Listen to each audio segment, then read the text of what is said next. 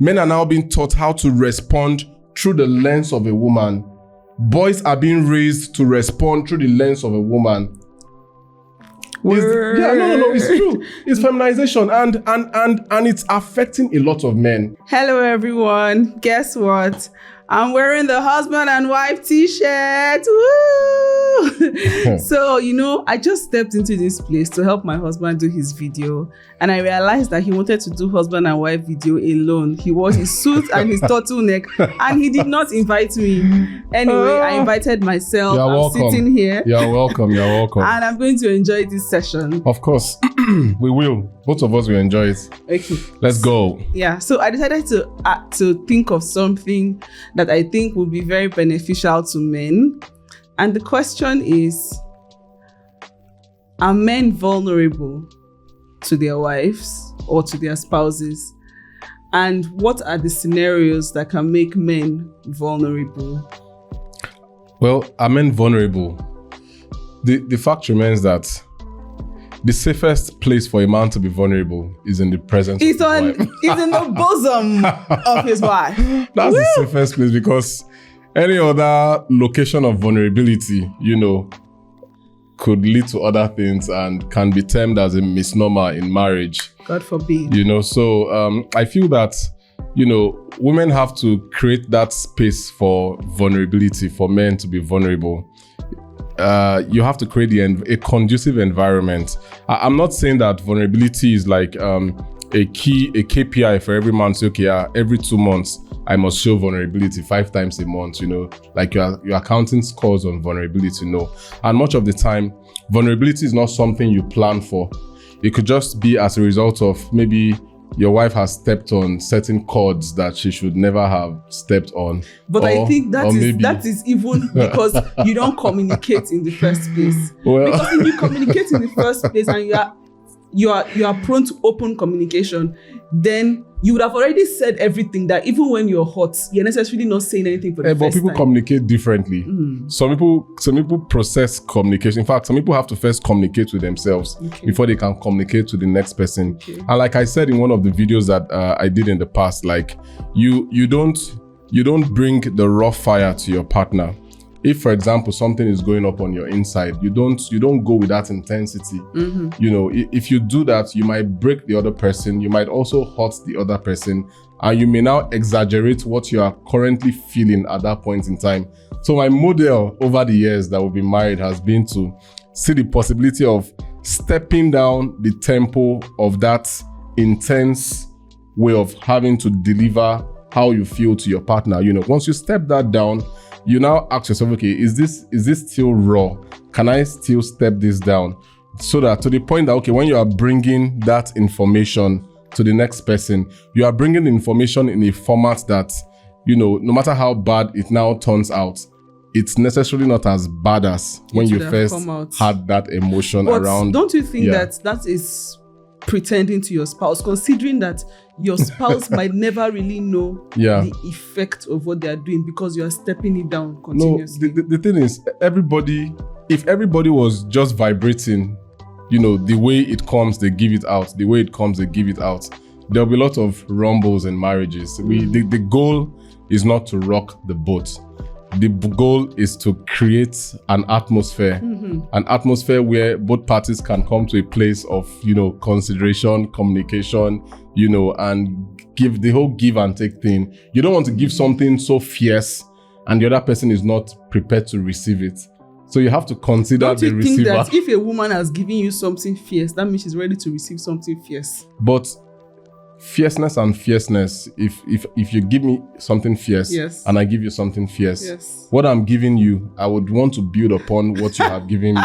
You understand? So I might be giving you something that can break you, something that might never be able to be put back in that. Just like Humpty Dumpty, we couldn't necessarily put Humpty Dumpty. We couldn't put Humpty Dumpty together again, So But does vulnerability have to be negative? Vulnerability necessarily, it doesn't always have to be negative, because sometimes the issue may not be your spouse. the issue may be you as an individual. Maybe you are going through your moments, your highs, your lows, your underground, and you're feeling an emotion that you cannot deal with alone, and it's necessarily not something that maybe your partner has been a causative agent towards. Your partner is not causing that feeling or that reaction that you are carrying up on the inside of you. But it's something within you that needs expression. Sometimes it's just about you, and the beauty basically is that you have a safe space, or your partner has created a safe space, or has given the impression of her ability to create a safe space for you to be vulnerable. Not a woman that, okay, maybe something happened 5 years ago, then she now brings it up on every conversation. Something happened maybe to your grandparents, you shared the story with her, she brings that story back. Of course, if you still need deliverance from it, just to bring it up. With deliverance. If somebody needs deliverance, you don't bring up something that looks like an attack system on a man or on a woman. You bring that issue up for that person to keep reminiscing on the pain associated with that event over and over again. I don't think that's really fair. You have still not answered my question. What's your question? Vulnerability, must it be negative? Yeah, for it example, mustn't be negative. Yeah, I can say to you that I feel so happy. Yeah. I feel like the next 3 years, 4 years of my life is just going to be super amazing. Yeah. I cannot share that with everybody, but I'm being vulnerable with you on not just my physical feeling or emotion, but like my inner knowing or something. I'm being vulnerable with you. I can say, I really want to have sex. Okay. And I don't think we've been having it as much as we should. That's a hypothetical Of course. Or I can say I love your hypothesis. Go on. I can say, as a little girl, I've always fantasized about this. Okay.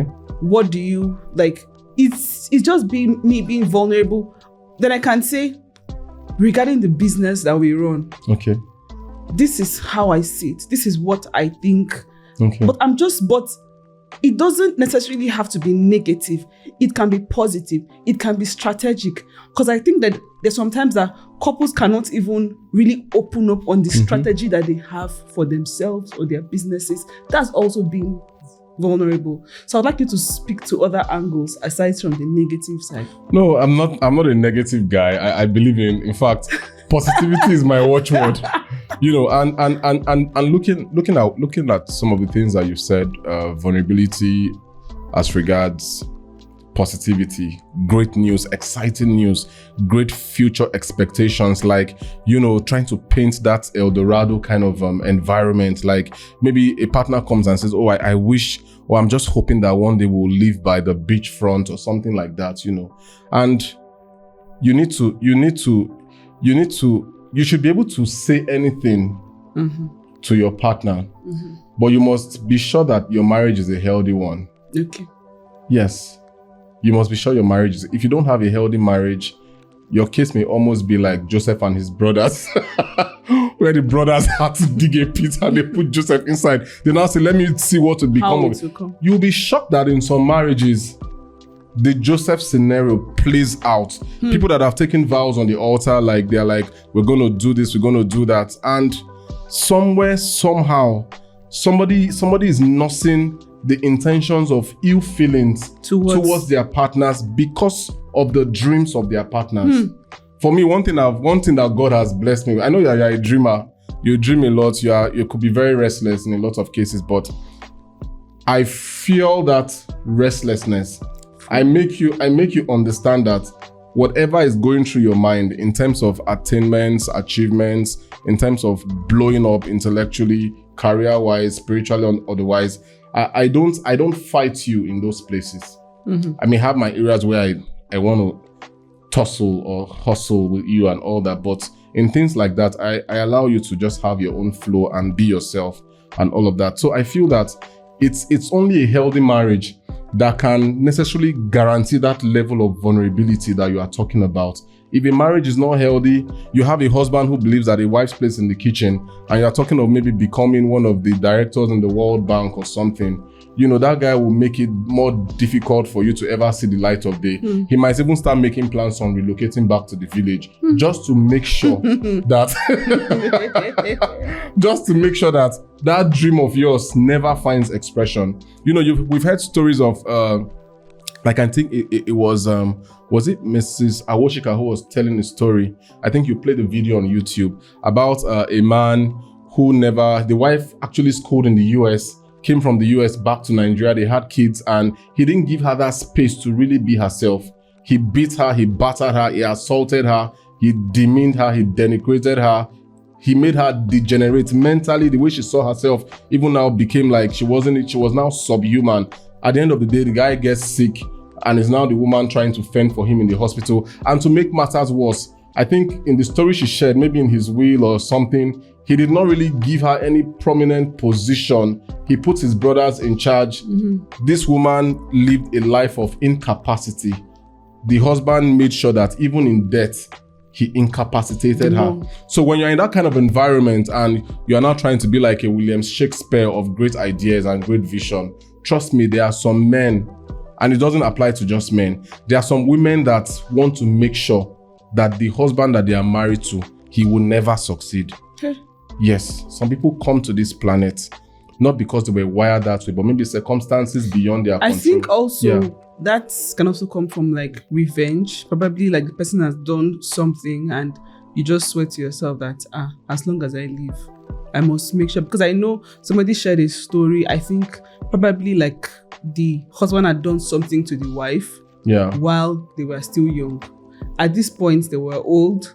And probably she had not still forgiven him. Yes, probably she had like more money like from like the farm or her business or something, and she was now like the one. She was liquid. Yes, that there were sometimes that he would kneel down and he would be begging her that it's a long time now. It's a long time. Forgive and all that.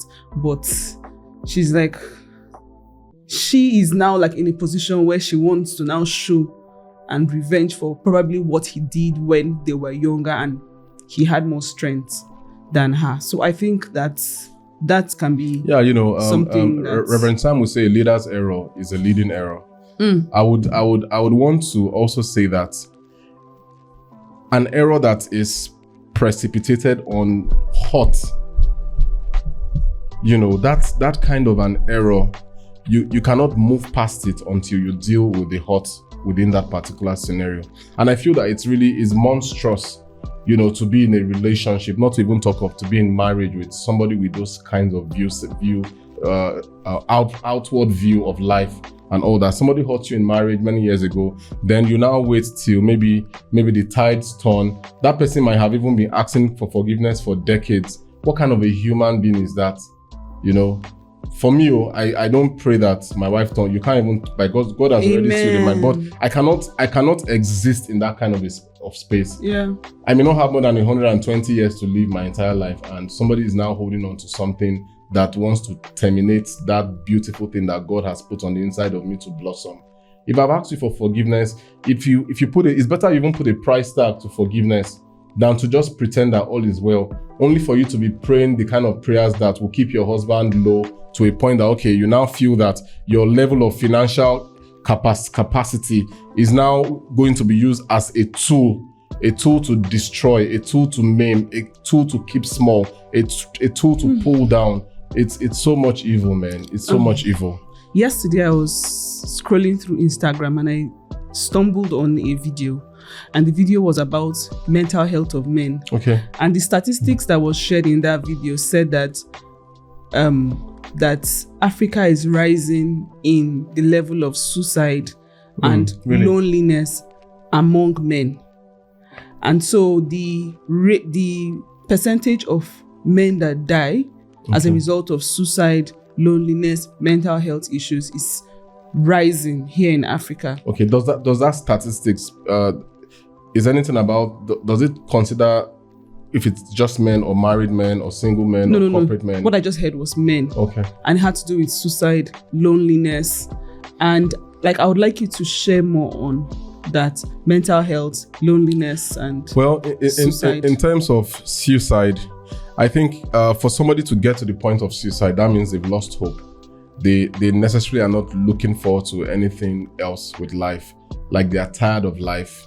I would like to also speak maybe in the context of marriage. There should always be something that people are looking forward to. If necessarily you've shut down on account of your wife, maybe at that point in time, you need a thought process, maybe around your kids, around other things that mean something to you, to bring you back to that level where you can reconnect with your spouse. So it's actually very important. Nobody deserves to be in that kind of a place. And sometimes issues around mental health, sometimes some people might have some spiritual considerations to it. At other times, it could actually be like an illness. People get on that whole emotional downward roller coaster. They get to a very low point, where most times they're like, why am I still alive? What am I living for? What is really on this earth, to live about? If you necessarily want to look at the rate of the economic downturn in a lot of African countries, Nigeria inclusive, even look at what's happening in Kenya recently. People want to burn down the entire country because of some tax finance bill issue that the government is trying to, put further burden on the people and all of that. So imagine people that are already at a low point. The system around them is now created to further pull them down. They might not have the strength to be able to withstand that moment. There was a man that Reverend Sam talked about, that's our lead pastor, and he mentioned that it was during Christmas. He hung himself because he didn't see why he should remain in the life of his children when he could not necessarily provide for them at a critical moment as Christmas. So men go through some of these seasons, but the beauty, or what I recommend, is for more men to keep talking. Don't allow those thought processes to consume to overwhelm you. It's possible to be overwhelmed. I have felt overwhelmed. I have felt overwhelmed to the point that I have cried some nights. I have been in that low place when you are thinking, okay, what else is there? What's my life really about? And sometimes ingratitude can also fuel some of these things, because you focus on major things that you feel you don't have. You forget that God has always been right beside you, right at every turn, solving or being there for you as you go through the process. Because sometimes, like T.D. Jakes would say, God's going to get the glory out of this. So wherever you find yourself as a man out there, God is going to get the glory out of it. It's not the least, it's not the last, it's not the worst place. It might appear so, but better is right ahead in front of you. So you need to learn to move yourself. Move yourself in the moment. Move yourself in bits. I'm not expecting you to take quantum leaps. No. Just those little things that keep you going till you are able to find that emotional balance that you need for the future that you desire. Great speaker. What do you have to say about vulnerability in finances, considering that you can have a man that was actually like more financially like at the top. I was keeping it real financially for his family. And then the woman is now earning more. Okay. And probably like the man is, he's happy for her, but he's not too comfortable. Okay. How does he communicate his feelings to his wife, which is one? The second question. Can we take it one at a time? Okay. So I don't necessarily miss it. Yeah. So basically what I would say is the framework of a man's existence, especially in the African setting, is a man is either judged by, how athletic he is. Does he have, like I was showing you my biceps, triceps, this kind of stuff. Like, is he athletic? Does he have money? And is he good in bed? Wow. Yes. Okay. Yes. Okay. Is he athletic? Does he have money? Check for you. Is the he next good in one, bed? check. Like, good. Society the has third one, check. Say thank you. By God's grace, I'm doing the little Oh my God. So that pressure of a man checking up all these societal boxes, like it's a pressure. And what I would tell men,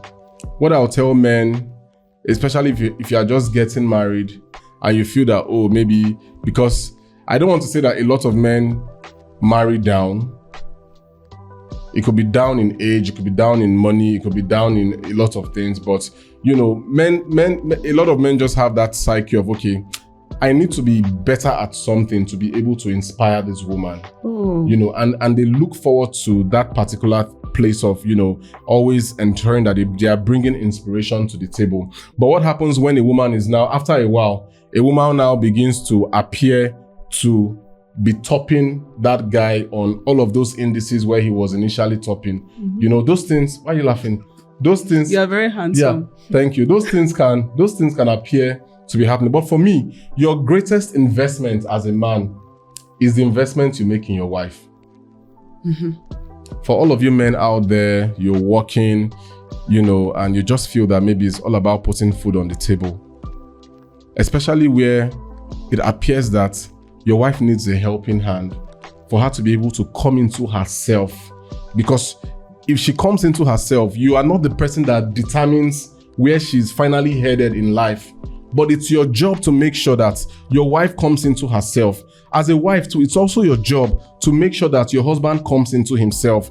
If every partner is thinking in that particular direction, you never know. Like my dad would say that you don't know where the white man, what door the white man is going to use to come. Yeah, you understand. So if the man is pulling his A game and the wife is brought to pull her A game, or if the wife is pulling her A game and the man is brought to pull his A game, why is it called family? It's all family.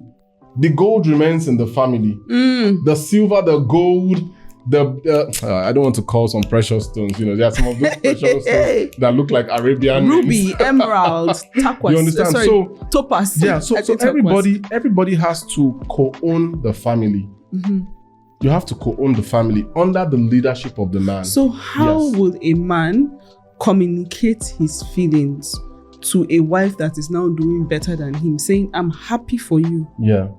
But I still want to lead. The thing is, the fact that a woman earns more doesn't make her the leader. Okay.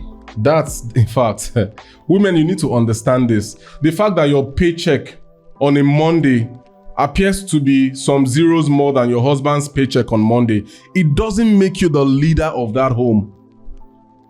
Bring $1 billion home, my dear. I lead. Yes. I lead. No, because the whole feminization of masculinity is what we find in this generation. It's a reality. Like the feminization of masculinity, or the masculinity of feminization. The feminization of masculinity. Men are now being taught how to react as women. Men are now being taught how to respond through the lens of a woman. Boys are being raised to respond through the lens of a woman. It's true. It's feminization, and it's affecting a lot of men, especially men who have maybe been raised by their mothers, been raised by single mothers, who have been raised from looking out for women. I can. Okay, this might be like a deviation, but the reality is this: a man has to lead. A man has to lead. So you're saying that a man is not vulnerable when the wife is anymore. I'm not saying that. Sorry, I'm not saying that. Man. I'm not saying that. Men are not usually. What? Men are vulnerable. Men can be vulnerable. There is no man that will tell me that if his wife is bringing $10 million home and he's bringing maybe 500K. So what is the best way to communicate that feeling of vulnerability? Your hands are cold. Nice. Yours is warm. I'm going somewhere. The goal is this. There is no perfect way of communication.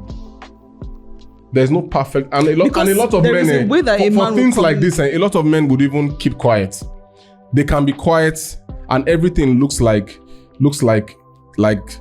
there are booby traps around the home and all that. Maybe the wife says something now, it will now trigger in his mind that, it's because she's bringing more money to the table now. That's why she's talking like this. So many things now begin to happen. And sometimes money too is a spirit, either in a man's hand or in a woman's hand.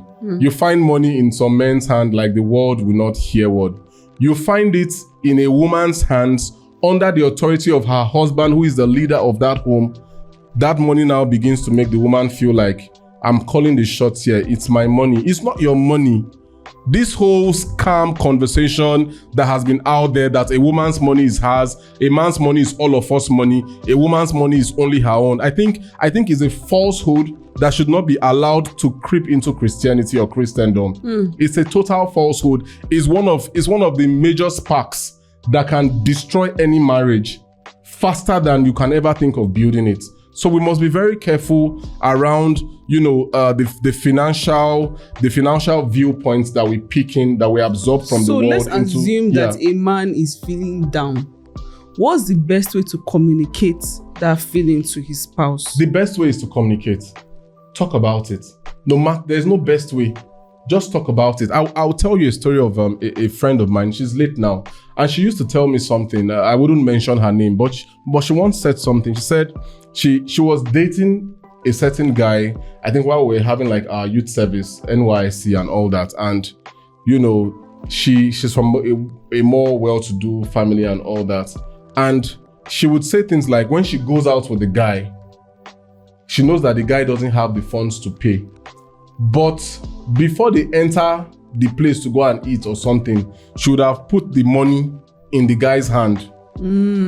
She said she never pays for anything in the presence of her man. Hey, word. She never pays for anything. But if he is it's not his money. Secure. If he's secure, how? If he's someone that is secure, does it mean anything? You cannot run security in the absence of your societal norms and values. No, it's the truth. You can't run security out of your societal norms and values. Yeah. If you were in the UK, for example, where everybody pays their bills. I've been to a wedding ceremony in the UK. We were eating like animals, just voraciously. And all of a sudden, the lady and her husband, they walk up and they say, oh, bye guys. Who is going to pay for all these bills? They say, no, everybody that came. It was like wedding, what do you call that thing? After the church? Reception. Wedding reception. A wedding reception. Why did you invite me, African man, to your wedding reception? And these guys are even black, so. Then you now ask me to pay for the food that I ate in your reception venue. You'd have left me in my house. I wouldn't have paid my transport, and come out to now come and eat the food that you were not prepared to pay for. But that's the society. So when you pull out societal norms from current realities that men are facing in marriages, that means you are having a half-baked conversation. You don't necessarily want to deal with the issues. So for a woman to put money in her husband's hand, already that man receiving that money, he's bruising.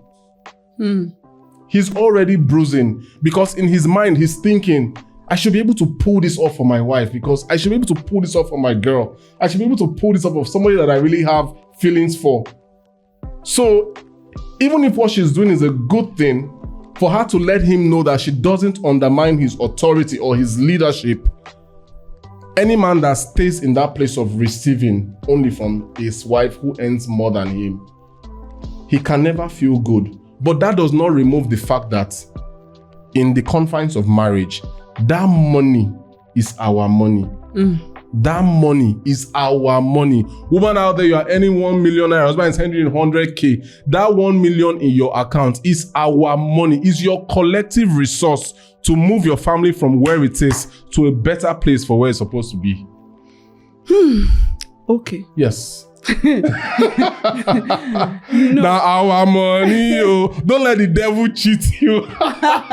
It's our money, and vice versa. Yeah. If your husband is earning so much more, it's your money. And it pains me when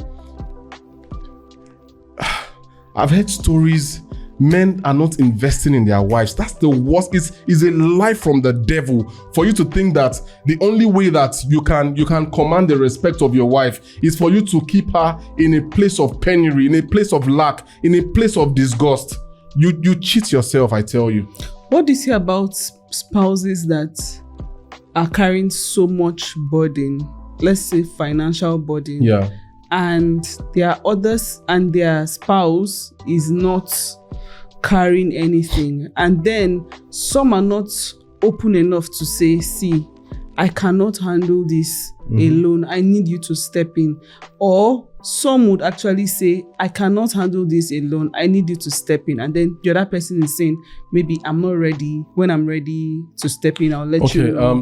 Or the person maybe has tried and it's not working, and then the other person is getting overburdened Yeah. with it, and then you are beginning to see it in the tension, in the strife, and all that in the relationship. Yeah, somebody told me a story, and this story is out of I think somewhere Toronto in Canada or so, about a Nigerian guy. He gets married to this lady. I think they had to like ship the lady over to Canada and all that. She came in. She was necessarily not used to the Canadian system, so he married her off from Nigeria, flew her abroad, and they started a life. And 1, 2, 3, 4 months, 5 months, he's working, she's at home. She's not putting in applications for jobs and all that. She's just home, doing home things. But the Canadian society is such that you cannot leave that job to one spouse. You can't afford to do that, except your husband is a tech billionaire, or he's one tech guru, or he's like one business mogul that has a lot of money. You can't afford to do that. And he's communicating with the wife that you need to get out there. You need to get out there.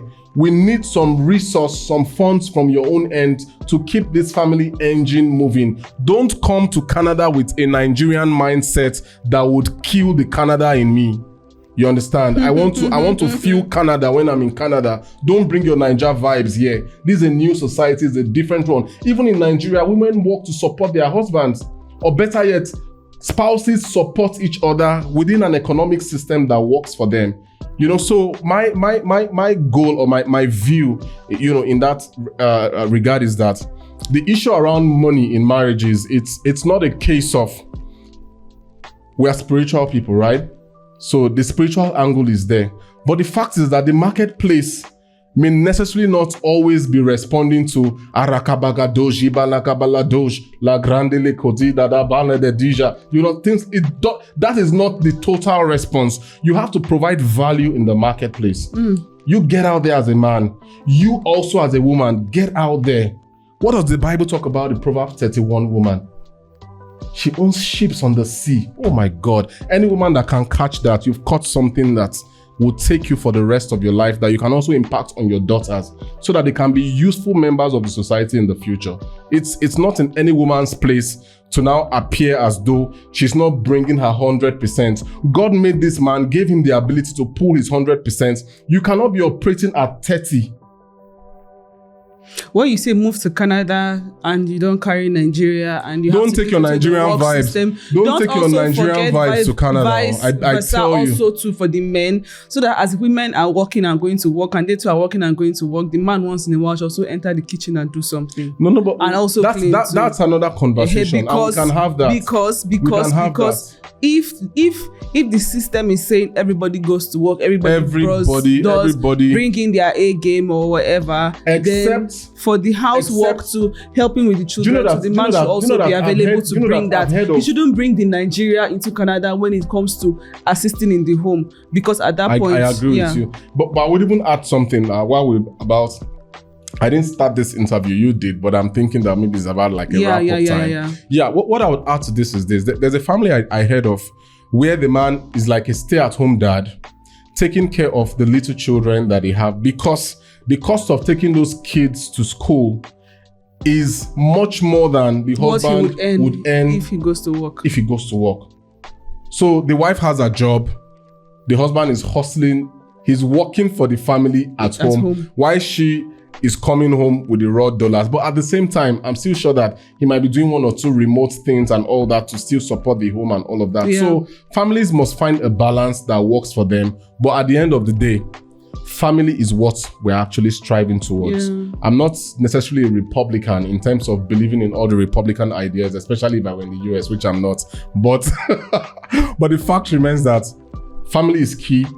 Every partner must bring their A game to the table. Let me ask the final question. Yeah. When your spouse is vulnerable to you, and in that place of vulnerability, your spouse is crying, what's the best way to show your spouse that you understand, or you don't understand but you are there to support? I think the best way is just to listen. Not really to give a hug. You can listen. If a hug is appropriate, you can actually reach out. For some people that love physical touch, that may just be the time to the gateway into other realms. Yeah, other realms. Yeah. Thank you very much. We've just discussed vulnerability and intertwined. We talked about finances and all. So I hope this has been great for you. Don't forget to get your t-shirts. Bye. Bye, guys.